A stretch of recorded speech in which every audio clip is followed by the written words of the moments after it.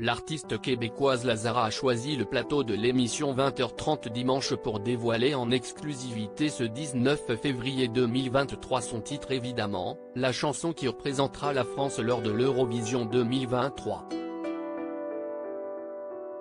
Le grand show se déroulera à Liverpool en Grande-Bretagne le 13 mai prochain.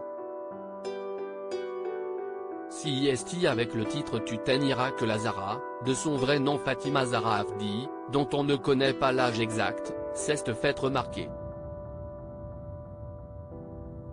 Lors de sa prestation, elle a misé plus que jamais sur un look sophistiqué et glamour qui n'est pas sans rappeler celui d'une autre icône, Lady Gaga. Une performance sur France 2 qu'elle a assurée devant le présentateur Laurent Delahousse mais également la star Hugh Jackman. La chanson évidemment est arrivée pendant que je faisais un séminaire dans le sud de la France pour mon deuxième album, qui sortira après l'Eurovision et sera suivi d'une tournée, explique la chanteuse. Je la fredonnais et elle est restée. On l'a écrite en 3 nuits, car, nous, on ne dort pas, a expliqué la Montréalaise aux Parisiens. Un mélange de genres revendiqué par la chanteuse d'origine marocaine qui a grandi aux côtés d'un frère et 5 sœurs. Le titre est en grande partie canadien, elle l'a écrit avec son complice Benny Adam et l'a produit avec le duo électro-Banks et Ranks, précise Le Quotidien.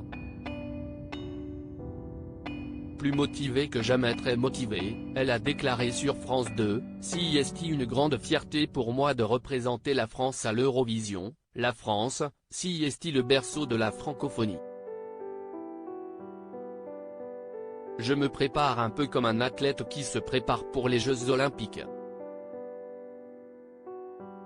Plus motivée que jamais, elle succède dans ce rôle à Alvan et Aez et leur chanson Fulène, qui s'est retrouvée à l'avant-dernière place du classement en 2022.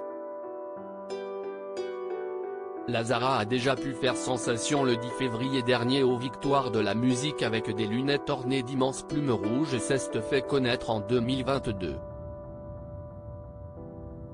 CIST d'ailleurs en venant remettre un prix sur les planches de la scène musicale qu'elle avait annoncé qu'elle dévoilerait son morceau ce dimanche. Le vote d'un jury et du public, en usage ces dernières années en France, a donc été mis entre parenthèses. Officiellement la contre-performance des candidats français Alvan et Aez, avant-dernier en 2022, n'y est pour rien.